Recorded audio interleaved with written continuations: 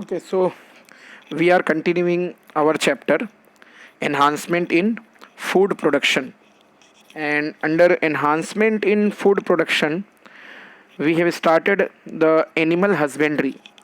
And before this lecture, we have studied about the various methods of animal breeding. तो animals को breeding कैसे करना है, इन breeding किसको कहते हैं, आउट ब्रीडिंग क्या होता है, आउट ब्रीडिंग में आउट क्रॉसिंग क्या होता है, क्रॉस ब्रीडिंग क्या होता है, फिर इंटर स्पेसिफिक हाइब्रिडाइजेशन और multiple ovulated embryo transfer technique. All these topic we have already studied. अपने पिछले लेक्चर में हम लोगों ने ये सारे टॉपिक जो है वो स्टडी किए हैं. तो अभी हम जो है वो कुछ इंडस्ट्रीज़ के बारे में स्टडी करेंगे, जिसमें हमको स्टडी करना है डेयरी इंडस्ट्री, पोल्ट्री इंडस्ट्री और हनी बी कल्चर है, फिशरी इंडस्ट्री है. तो ये कुछ इंडस्ट्रीज़ को हमको स्टडी करना है. इन इंडस्ट्रीज़ को स्टडी करते वक्त हमको ये ध्यान में रखना है कि हमको इनके अंदर जो है इनके मैनेजमेंट, वेरियस टाइप के ब्रीड्स, फार्म एनिमल कौन से अच्छे हैं, उनके नाम, उनकी ब्रीड्स के नाम हमको याद रखने हैं. तो हमारी जो पहली इंडस्ट्री है एनिमल हस्बेंड्री में जो हम स्टडी करेंगे, तो वो हम डेयरी इंडस्ट्री स्टडी करेंगे. तो यहाँ पर आप देख सकते हैं कि हमारा जो पहला टॉपिक है वो है डेयरी फार्म मैनेजमेंट या कि डेयरी इंडस्ट्री. तो पहले हम डेयरी फार्म मैनेजमेंट के कुछ बेसिक्स को स्टडी करेंगे कि डेयरी फार्म मैनेजमेंट में क्या क्या आता है. तो सबसे इम्पॉर्टेंट चीज़ जो डेयरी फार्म मैनेजमेंट में आती है वो होती है हमारे मिल्क और मिल्क के प्रोडक्ट्स. तो जो पूरा डेयरी फार्म मैनेजमेंट है, ये मिल्क और मिल्क प्रोडक्ट को प्रोसेस करना, उसको प्रोड्यूस करना, उसको मार्केट तक पहुंचाना, उसके वेरियस प्रोडक्ट्स में उसको कन्वर्ट करना मिल्क को, ये सारा कुछ इसमें आता है. तो मिल्क का जो प्रोडक्शन है इसको बूस्ट किया गया हमारे गवर्नमेंट के थ्रू इन 1970 में, और इसी को नाम दिया गया वाइट रिवॉल्यूशन का. तो वाइट रिवॉल्यूशन जो है ये मिल्क और मिल्क से बने हुए जो प्रोडक्ट्स हैं उनके प्रोडक्शन को बढ़ाने के लिए शुरू किया गया. फिर इंडिया में जो डेयरी इंडस्ट्री है उसके लिए ज़्यादा करके काउज़ और बफेलो, ये दो एनिमल्स को यूज़ किया जाता है. और बफेलोज़ का जो यूज़ है, इनको पालने का जो तरीका है, ये इंडिया और कुछ अदर एशिया के कंट्रीज़ के अंदर ही देखने को मिलता है. यूरोपियन कंट्रीज़ में या ब्रिटेन वगैरह में जो है बफेलोज़ को मिल्क के प्रोडक्शन के लिए नहीं पाला जाता है, वहाँ पे काउज़ को ही मिल्क के प्रोडक्शन के लिए पालते हैं. तो डेयरी फार्म मैनेजमेंट में हमको यहाँ with respect to India and other subcontinental countries हमको बफेलोज़ को और काउज़ को स्टडी करना है. कुछ अपने यहाँ की ब्रीड्स को स्टडी करना है, इंडियन ब्रीड्स को, और फिर कुछ एक्जॉटिक ब्रीड्स को स्टडी करना है. तो डेयरी फार्म मैनेजमेंट में मिल्क और मिल्क से बने हुए प्रोडक्ट्स को हम स्टडी करते हैं. अब हम देखते हैं कि डेयरी फार्म को मैनेज कैसे किया जाए, मतलब डेयरी फार्म का जो मैनेजमेंट है उसमें कौन कौन सी चीज़ें आती हैं. यानी अगर हमको जो है कोई डेयरी फार्म डालना है तो हमको किन बातों का ध्यान रखना पड़ेगा. ये बहुत ही जनरल बातें हैं और आप इनको बस एक बार पढ़ेंगे तो आपको ये चीज़ें याद हो जाएंगी. कोई इसमें ख़ास रट्टा मारने वाली चीज़ें नहीं है एक्सेप्ट वन. आपको इसमें जो काउस के और बफेलो के जो नाम दिए हुए हैं, बस खाली वही एक चीज़ रट्टा मारनी पड़ेगी. बाकी जो चीज़ें हैं वो तो बहुत ही जनरल हैं, आप समझ सकते हैं. जैसे कि अगर सपोज़ कर लो कि हमको मैनेज करना है डेयरी फार्म हो, पोल्ट्री फार्म हो या कोई भी एनिमल ब्रीडिंग का फार्म, तो सबसे पहले जो सबसे इम्पॉर्टेंट चीज़ होती है वो होती है सिलेक्शन ऑफ ब्रीड. हम अच्छी ब्रीड सिलेक्ट करेंगे. अब अच्छी ब्रीड का मतलब ये कि ऐसी ब्रीड हो जो ज़्यादा मिल्क प्रोड्यूस करती हो, ज़्यादा मिल्क प्रोडक्शन के साथ साथ में उनके अंदर डिजीज़ रेजिस्टेंस पावर हो, और नॉर्मल फोडर के ऊपर जो है उनको रियर किया जा सके, उनकी कोई ख़ास डिमांड्स ना हो. डिजीज़ रेजिस्टेंस होना एक इम्पॉर्टेंट फ़ीचर होता है जिसके लिए ज़्यादा करके जो एनिमल ब्रीडर्स होते हैं वो सर्च करते हैं अलग अलग टाइप की ब्रीड्स को.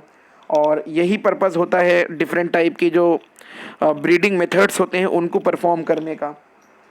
तो कुछ अच्छे इंडियन ब्रीड्स जो ज़्यादा मिल्क प्रोड्यूस करने वाले हैं उनका यहाँ पर जो है वो नाम लिखा हुआ है। जैसे इसके अंदर इंडियन ब्रीड्स के अंदर इंडियन ब्रीड्स ऑफ काव, मतलब इंडिया की जो काव की ब्रीड्स हैं उसके अंदर 3 इम्पॉर्टेंट हैं जिनको पाला जाता है, और वो हैं साहिवाल, सिंधी और गिर। ये 3 हैं।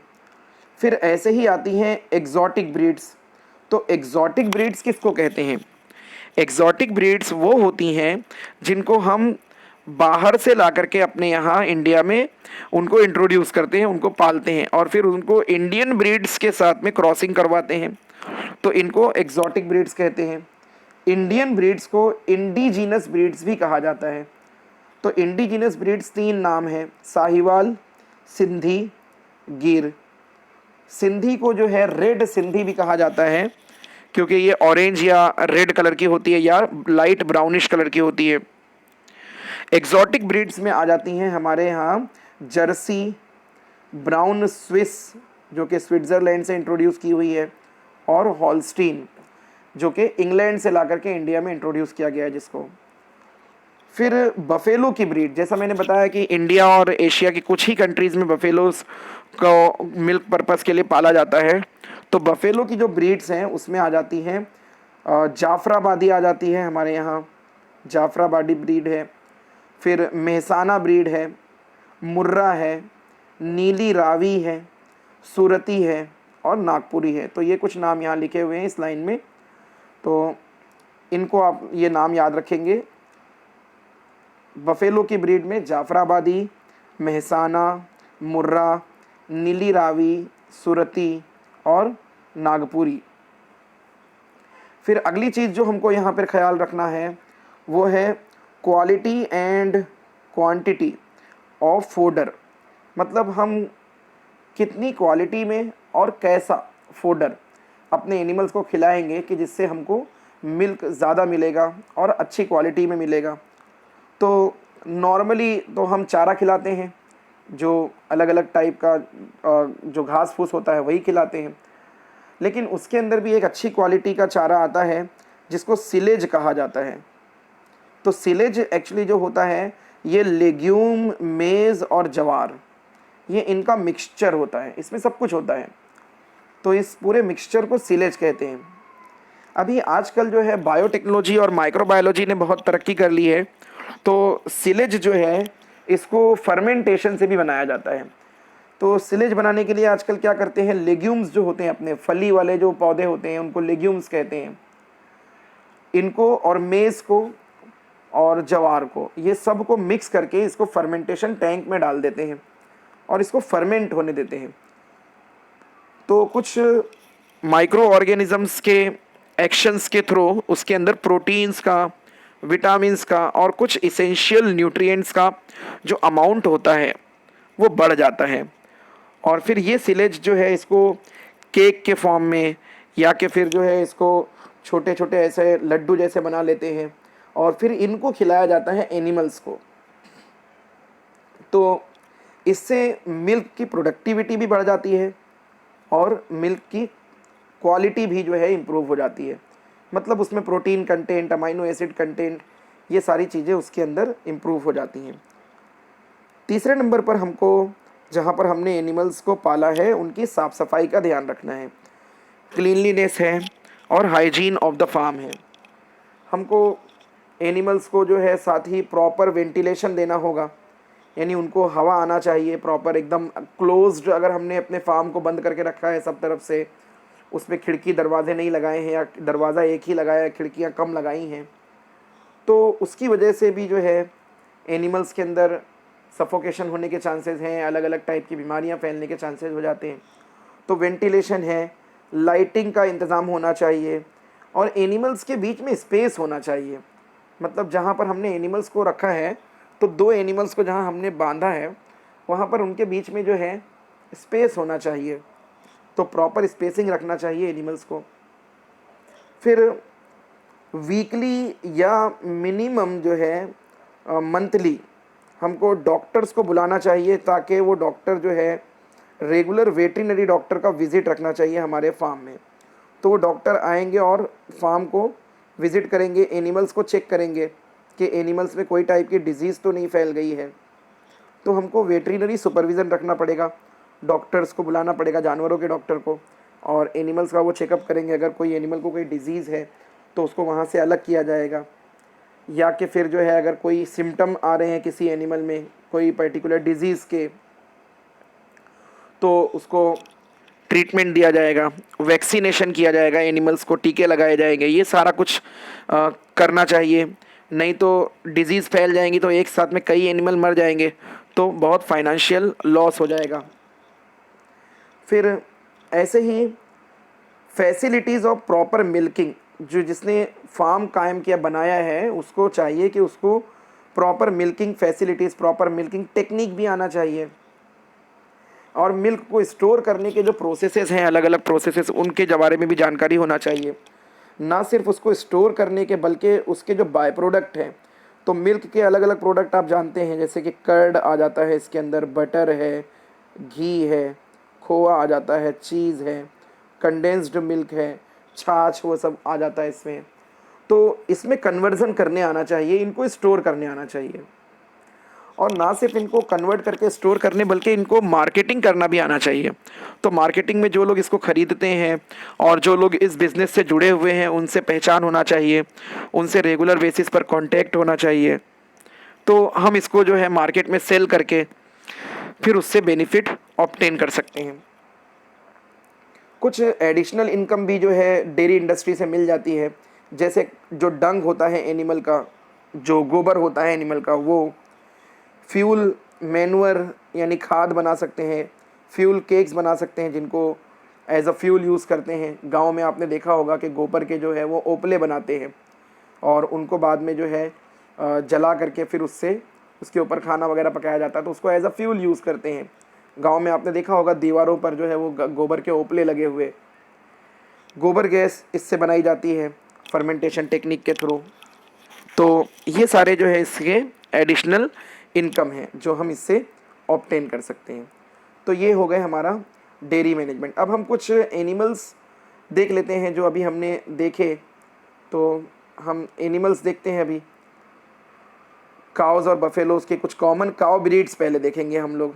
तो काउ की ब्रीड्स में आप यहाँ देख सकते हैं, तो जो कॉमन काउ ब्रीड्स हैं इसके अंदर यहाँ गिर है, साहिवाल है, कंकरेज नाम की एक काव दिखाई गई है, रेड सिंधी देख सकते हैं आप, काफ़ी जायंट एनिमल है। फिर हॉल्स्टीन काव यहाँ पर मैंने जो है वो अलग से आपके लिए एक फ़ोटोग्राफ दिखाई है। हॉल्स्टीन, ये है हॉल्स्टीन काव। क्या ख़ास बात है इसके अंदर, हॉल्स्टीन के अंदर, ये सबसे ज़्यादा मिल्क प्रोड्यूस करने वाली काव है, एक्जॉटिक ब्रीड है, बाहर से लाके इसको इंट्रोड्यूस किया गया है। और इंडियन ब्रीड में सबसे ज़्यादा दूध देने वाली जो काव है वो है ये साहिवाल, जिसको पंजाब में जो है इंट्रोड्यूस किया गया है। तो साहिवाल और रेड सिंधी, ये दोनों जो है वो ज़्यादा मिल्क प्रोड्यूस करते हैं। इसमें साहिवाल जो काव है ये एक दिन में लगभग 15 से 16 लीटर तक का जो है मिल्क प्रोड्यूस करती है। ऐसे ही जो हॉल्स्टीन है ये एक दिन में 20 से 22 लीटर तक का जो है मिल्क प्रोड्यूस करती है। फिर नेक्स्ट कुछ बफेलो की स्पेसीज़, यहाँ पर मैंने एक बफेलो दिखाया है, मेहसाना कॉमन बफेलो है, जो आपने ये बफेलो को बहुत सारे अपने जो तबेले होते हैं, फार्म होते हैं, वहाँ पर आपने देखा होगा। तो इससे भी जो है वो एक एनिमल से एक दिन में जो है 12 से 13 लीटर तक का मिल्क ऑब्टेन हो जाता है। तो ये कुछ स्पेसीज़ थी हमारी, ब्रीड्स थी बफेलो की और काऊ की। नेक्स्ट जो हमको इंडस्ट्री स्टडी करना है वो है हमारी पोल्ट्री इंडस्ट्री। तो पोल्ट्री में क्या क्या आता है, आपने पोल्ट्री नाम तो सुना ही है। अब इसमें कौन से एनिमल्स आते हैं, तो इसके अंदर जो है बर्ड्स आते हैं, जैसे चिकन हो गए, टर्की हो गए, टर्की जिसको तीतर बोलते हैं हम अपनी कॉमन लैंग्वेज में, फाउल्स हो गए, और डक्स हो गए, बतख, क्वेल्स हो गए, क्वेल्स जिसको बटेर बोला जाता है, बटेर छोटे होते हैं ब्राउनिश कलर के, तो ये सब इसके अंदर आते हैं। और इसमें क्या आता है, एनिमल्स को हम जो है वो नॉर्मली दो पर्पज़ से डोमेस्टिकेट करते हैं, पालते हैं। एक तो मीट हमारा पर्पज़ होता है और दूसरा जो है वो एग्स। तो मीट और एग्स ये दो पर्पज़ होते हैं एनिमल्स को पालने के लिए। फिर दो टाइप के जो है वो चिकन के ब्रीड्स होते हैं। कुछ ऐसे ब्रीड्स होते हैं जिनको ब्रॉयलर्स बोला जाता है, नाम सुना होगा आपने ब्रॉयलर्स का। तो ब्रॉयलर्स जो होते हैं इनको मीट के लिए पाला जाता है। तो ब्रॉयलर्स जो होते हैं इनका मेन पर्पस जो होता है ये मीट होता है। आपने देखा होगा जो मार्केट में ब्रॉयलर मिलते हैं वो बड़े बड़े होते हैं, 1.5 किलो के, 2 किलो के, 1 किलो के बड़े बड़े जो ब्रॉयलर्स होते हैं। इनको मीट पर्पज़ के लिए पालते हैं। इनकी फीडिंग भी अलग होती है, इनको अलग तरह का खाना खिलाया जाता है ताकि ये जल्दी मैच्योर हों और इनका वेट गेन हो, बढ़ें, ताकि इनको मार्केट में जल्दी इंट्रोड्यूस किया जा सके। फिर दूसरी जो टाइप होती है उनको कहा जाता है लेयर्स। लेयर मतलब एग ले करने वाले, ज़्यादा अंडे देने वाले। तो जो लेयर्स होते हैं ये इनकी फीडिंग अलग होती है और इनकी ब्रीड को सिलेक्ट किया जाता है। तो जो फार्म के जो अंडे आते हैं वो लेयर्स से ही ऑब्टेन होते हैं। हम अभी देखेंगे कौन कौन से टाइप के इसमें ब्रीड्स आते हैं। जैसे हमने डेयरी फार्म के लिए देखा, ऐसे ही हम पोल्ट्री के लिए भी देखेंगे। सो नेक्स्ट हम देखते हैं मैनेजमेंट ऑफ पोल्ट्री फार्म। हम पोल्ट्री फार्म की या पोल्ट्री इंडस्ट्री को कैसे मैनेज करें। तो पहला पॉइंट जो है इसके अंदर सेम है जैसा कि डेयरी में था, सिलेक्शन ऑफ ब्रीड। हम अच्छी नस्ल की या अच्छी ब्रीड की एनिमल्स को, बर्ड्स को सिलेक्ट करेंगे। तो सिलेक्शन ऑफ ब्रीड, अब इसमें ओरिजिन की बेसिस पर 5 अलग अलग तरह की ब्रीड्स होती हैं। ओरिजिन के बेसिस पर है, मतलब कहाँ से वो ओरिजिनेट हुई हैं। इंट्रोड्यूस तो थ्रू आउट द वर्ल्ड किया गया उनको, लेकिन ओरिजिन की बेसिस पर जो पहली ब्रीड है वो है हमारे अमेरिकन ब्रीड्स। तो अमेरिकन ब्रीड्स में आ जाते हैं Plymouth rock, new Hampshire, Rhode Island red. इनके नाम यहाँ लिखे हुए हैं, आपको याद ही करना पड़ेगा इनको। तो कोई और इसका तरीका तो है नहीं, रट्टा मारना ही पड़ेगा, नाम है एनिमल के। तो Plymouth rock, new Hampshire, Rhode Island red. फिर जो दूसरी कैटेगरी की हमारी ब्रीड है वो है एशियाटिक ब्रीड, जिनको एशिया के अलग अलग एरियाज़ में इंट्रोड्यूस किया गया, इंक्लूडिंग इंडिया। इसमें आ जाती है ब्रह्मा, एक ब्रीड है, कोचिन, लैंगशन। 3 है, ब्रह्मा, कोचिन, लैंगशन। फिर है मेडिटेरानियन ब्रीड। मेडिटेरानियन ब्रीड जो है ये मेडिटेरानियन सी के आसपास जो कंट्रीज़ हैं, मतलब वेस्ट अफ्रीका और ईस्ट अफ्रीका के जो एरियाज़ हैं वहाँ पर इनको पाला जाता है। तो इसमें सबसे एक इम्पॉर्टेंट ब्रीड आती है जो इंडिया में भी पाली जाती है, लेग हॉर्न। ये आपको याद रखना है, लेग हॉर्न और मिनोरका, 2 ब्रीड्स हैं। तो लेग हॉर्न जो है यहाँ पर, ये लेग हॉर्न, ये जो ब्रीड है, जस्ट वेट, ओके। तो यहाँ पर जो लेगहॉर्न ब्रीड है हमारी, लेगहॉर्न ये वाली ब्रीड, ये बहुत ख़ास है क्योंकि ये बेस्ट लेयर है। आगे के पॉइंट में आपको मिल जाएगा। ये ज़्यादा अंडे देने वाली ब्रीड है और इंग्लिश ब्रीड्स में जो ब्रिटेन में या इंग्लैंड में पाली जाती हैं, इन ब्रीड्स के अंदर, इसके अंदर आ जाती है ऑस्ट्रालॉर्प, डॉर्किंग, कॉर्निश और पिंगटन। तो अपनी बुक में सिर्फ ऑस्ट्रालॉर्प का नाम दिया हुआ है, बस एक ही का नाम दिया हुआ है। मैंने ये 3 नाम और अपनी तरफ से लिख दिए यहाँ पर, आप सिर्फ ऑस्ट्रालॉर्प याद रखिए इसमें। फिर कुछ इंडियन ब्रीड्स हैं। अब इंडियन ब्रीड्स में चिटागोंग, असील, असील मुर्गी जो होती है उसकी गर्दन काफ़ी लंबी होती है और साइज़ में बड़ी होती है ये। और असील के बाद में ब्रह्मा और नेकेड नेक। आपने देखा होगा कुछ मुर्गियों के गर्दन पर जो है वो बाल नहीं होते हैं, नेक पर बाल नहीं होते हैं, मतलब फीदर्स नहीं होते हैं, तो वो नेकेड नेक होती है। और कड़कनाथ, ये बहुत इम्पॉर्टेंट है इंडिया में, इसकी बहुत डिमांड है।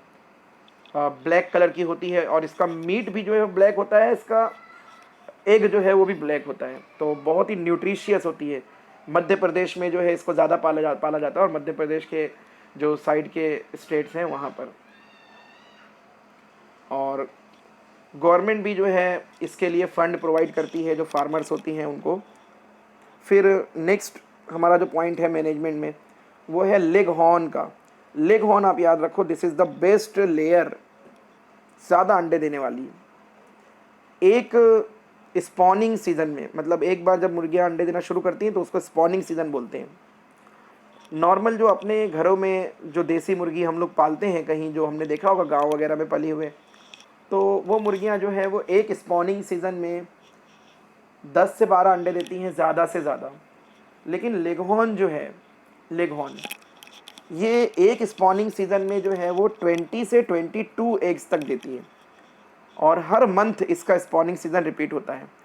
मतलब ऑन एन एवरेज अगर हम देखें तो हर मंथ ये मुर्गी जो है ये 20 से 22 अंडे देती है, तो ये बेस्ट लेयर मानी गई है। और ज़्यादा करके जो हमारे यहाँ शॉप में जो एग्स मिलते हैं एग सेंटर में, वो इसी मुर्गी के अंडे होते हैं। इनके लिए भी मैनेजमेंट तो तकरीबन सेम ही है। हमको इनके फार्म को वेंटिलेटेड रखना होगा, प्रॉपर फीडिंग, और मुर्गियों को क्या खिलाएंगे, ग्रेनीवोरस होते हैं तो अलग अलग टाइप के जो ग्रेन्स होते हैं, ज्वार बाजरा ये सब खिलाएंगे। लाइटिंग रखना होगा, वाटर की सप्लाई प्रॉपर रखना होगा, और फ्लोर स्पेसिंग रखना होगा, यानी बहुत क्राउडेड ना हो, फार्म जो है वो बहुत क्राउडेड ना हो। तो फ्लोर पर मुर्गियां जहाँ पर दाना चुगती हैं वहाँ पर स्पेसिंग होना चाहिए, नहीं तो आपस में उनकी झगड़ा हो जाएगा। फिर डी बीकिंग करना होता है एक टेक्निक। इसमें क्या करते हैं डी बीकिंग में? डी बीकिंग में क्या करते हैं, मुर्गियों की जो बीक होती है, उनकी जो चोंच होती है, बीक, उसको जो है एक ग्राइंडर मशीन टाइप का एक पत्थर होता है, स्टोन ग्राइंडिंग मशीन टाइप का, उसके ऊपर उसकी उनकी जो बीक होती है उसको रगड़ देते हैं, तो वो जो बहुत शार्प होती है उसको ब्लंट बना देते हैं। मतलब मुर्गी की जो चोंच होती है वो इस तरह से बहुत शार्प होती है। अब इसको ग्राइंडिंग मशीन के ऊपर रगड़ देंगे तो ये ऐसा ब्लंट हो जाती है, तो वो अगर एक दूसरे से लड़ेंगी भी तो एक दूसरे को इंजर नहीं करेंगी, नहीं तो एकदम शार्प चोंच रहेगी तो एक दूसरे को मारेंगी और इंजरी हो जाएगी, किसी मुर्गी को जो है वो ब्लीडिंग हो जाएगी, फिर वहाँ पर इन्फेक्शन हो जाएगा और मुर्गियाँ जो है वो मरने लग जाएंगी। तो ये करना होता है, डीबिकिंग करना होता है। जैसे ही जो अपने फाउल्स होते हैं, जो चूज़े होते हैं, जैसे वो थोड़े बड़े होते हैं, चिक्स जो होते हैं थोड़े बड़े होते हैं, तो उनकी डीबिकिंग करनी होती है। तो ये भी एक टेक्निक है पोल्ट्री फार्म में मैनेजमेंट में। यहाँ पर भी हमको जो है वो वेटरिनरी सुपरविज़न रखना होता है, डॉक्टर को बुलाना होता है रेगुलर चेकअप के लिए। पोल्ट्री डिजीज़ेस के लिए अलग अलग टाइप की पोल्ट्री डिजीज़ेस होती हैं, हम देखेंगे अभी कौन कौन सी डिजीज़ेस हैं, नाम हमको खाली याद रखना है डिजीज़ेस के। तो नीचे कुछ कॉमन डिजीज़ेस के नाम दिए हुए हैं, जैसे वायरल डिजीज़ के अंदर रानी खेत, ये एक डिज़ीज़ है, तो रानी खेत नाम की एक डिज़ीज़ है। ब्रोंकाइटिस है, एवियन इन्फ्लुएंज़ा है, बर्ड फ्लू, जैसे हमने देखा था अभी कुछ आज से 10-12 साल पहले बर्ड फ्लू बहुत फैल गया था, तो बर्ड फ्लू ये ह्यूमन में भी ट्रांसफ़र हो जाएगा, वायरल डिजीज़ है, क्योंकि ये ज़्यादा करके जो ये डिजीज़ेस हैं ये रेस्पिरेटरी जो सिस्टम होता है उसके ऊपर अफेक्ट करती हैं। और ड्रॉसीनेस फील होता है, मुर्गियों को देखेंगे आप तो ड्रॉसी हो जाएंगे। ड्रॉसी मतलब ऐसा खड़े रहेंगे और खड़े खड़े जो है उनकी आंख बंद हो जाएगी और उनका हेड जो है वो नीचे ड्रूपिंग हो जाएगा, हेड नीचे गिरने लग जाएगा। तो ये कुछ सिम्टम होते हैं रानीखेत के। फिर कुछ बैक्टीरियल डिजीज़ हैं, जैसे बैक्टीरियल डिजीज़ के अंदर कॉलेरा है, टाइफॉइड है, पुलोरम है, टीबी है, क्रोनिक रेस्पिरेटरी डिजीज़ेस हैं, ये सब बैक्टीरियल में आती हैं। फिर ऐसे ही कुछ फंगल डिजीज़ हैं, फंगल के अंदर एस्परजिलोसिस कॉमन है, फेवस है, थ्रश है, ये सब फंगल इन्फेक्शंस हैं। यूजुअली फंगल इन्फेक्शंस के अंदर जो है यहाँ मुर्गियों को जो है वो फीवर आने के साथ साथ उनके जो फीदर होते हैं वो फीदर भी जो है वो झड़ना शुरू हो जाते हैं। स्किन ज़्यादा अफेक्ट होती है इनकी। कुछ पैरासाइटिक डिजीज़ हैं जिसमें राउंड वर्म है, राउंड वर्म के साथ में जो है सीकल वर्म है जो कि लार्ज इंटेस्टाइन में रहते हैं, सीकल वर्म। तो राउंड वर्म हो गया, सीकल वर्म हो गया। फिर लाइस का इन्फेक्शन होता है, आपने सुना होगा मुर्गियों को जो है वो उनको जूं हो जाता है, लाइस हो जाते हैं, टीक्स हो जाते हैं उनके फीदर में, तो लाइस इन्फेक्शन है। ये सब पैरासाइट्स होते हैं। कुछ प्रोटोजोवन डिजीज़ हैं जिसके अंदर कॉक्सीडियोसिस एक इम्पॉर्टेंट नाम है, टॉक्सोप्लाज्मोसिस है और ट्राइकोमोनियासिस है। तो ट्राइकोमोनियासिस, टॉक्सोप्लाज्मोसिस, ये कुछ डिजीजेस हैं, कॉक्सीडियोसिस, जो कि कॉमन पोल्ट्री डिजीजेस में आते हैं। नेक्स्ट अभी हम कुछ ब्रीड से फोटोग्राफ देख लेते हैं जो कि कॉमन पोल्ट्री एनिमल्स हैं, कॉमन एग्जॉटिक पोल्ट्री ब्रीड्स जो अभी हमने नाम पढ़े हैं उन्हीं के। फोटोग्राफ टेक्स्ट बुक में नहीं है, फोटोग्राफ आपको बस यूं ही मैं बता रहा हूँ ताकि आपको नाम और फोटोग्राफ को कोलैबोरेट करने में आसानी रहे। यहाँ देख सकते हैं आप लोग, न्यू हैम्पशायर, ये है अपना वाइट लेगहॉर्न जो कि बहुत कॉमन है, अक्सर दिखता है अपने को फार्म में या रूरल एरियाज़ में अगर हम जाएंगे तो। फिर है लाइट ससेक्स, प्लाईमाउथ रॉक आप यहाँ देख रहे हैं। असील जो होता है वो यहाँ पर नहीं है पर उसकी लंबी गर्दन होती है। ये ऑस्ट्रालॉर्प आप यहाँ पर देख रहे हैं। और रोड आइलैंड रेड कलर का होता है ये। तो ये कुछ पोल्ट्री ब्रीड्स हैं कॉमन। कड़कनाथ मैंने अलग से आपको निकाल के दिखाया क्योंकि इंडिया में ये बहुत फेमस है। तो कड़कनाथ ब्रीड का फ़ोटो आप देख लीजिए, सो ब्यूटीफुल, पूरा ब्लैक कलर, देखने में भी बहुत खूबसूरत है। अंडे देख लीजिए इसके कैसे हैं, ब्लैक कलर के। मुंह खोल करके दिखाया हुआ है कि अंदर भी ब्लैक है, मुंह के अंदर भी। इवन इसका जो मीट होता है वो भी जो है ब्लैक ही होता है और हाईली न्यूट्रिशियस है। जो लोग नॉनवेज खाते हैं उनके लिए एक बहुत अच्छी ब्रीड है। और अपना जो कॉमन चिकन आता है, ब्रॉयलर चिकन जो मार्केट में मिलता है, वो तो उतना न्यूट्रिशियस नहीं होता है। पर ये चिकन अगर आपको कहीं मिले और आप नॉनवेज खाते हैं तो इसको मिस मत करना। तो ये जो है बहुत सारे जो है ऐसे डिजीज़ेस हैं और बहुत सारी न्यूट्रिशनल डिफिशियंसीज़ हैं, उनको ख़त्म करता है। 600 to 700 पर केजी, मतलब 1 किलो मीट या चिकन जो है वो आपको 600 से 800 रुपीज़ तक मिलता है इसका। यहाँ अपने यहाँ भिवंडी में तो मिलेगा नहीं, लेकिन इसको जो है ये जो मध्य प्रदेश या उससे लग करके जो ट्राइबल एरियाज़ हैं वहाँ पर इसको रियर किया जाता है। तो वहाँ पर जो है इसको ये डायरेक्ट मिल सकता है हमको। कड़कनाथ नाम याद रखना, बहुत ही कड़क है न्यूट्रिशन को लेकर के। तो यहाँ पर जो है हमारा ये लेक्चर कंप्लीट होता है। हमने 2 इंडस्ट्रीज़ को स्टडी किया, एक डेयरी इंडस्ट्री को स्टडी किया डिटेल में और दूसरा पोल्ट्री इंडस्ट्री को डिटेल में इंडस्ट्री किया, इस इंडस्ट्री को स्टडी कर लिया हमने। और साथ में जो है फ़ोटोग्राफ्स भी देख लिए अलग अलग फार्म एनिमल्स के, पोल्ट्री के लिए भी और उसके पहले हमारे डेयरी इंडस्ट्री वाले भी। तो यहाँ पे हम अपने इस लेक्चर को कंक्लूड करते हैं। नेक्स्ट जो हमारी जो इंडस्ट्री हमको स्टडी करने में रहेगी वो है हनी बी कल्चर, मतलब हनी बीज को कैसे पालते हैं, और फिशरी इंडस्ट्री। तो ये 2 को हम जो है नेक्स्ट लेक्चर में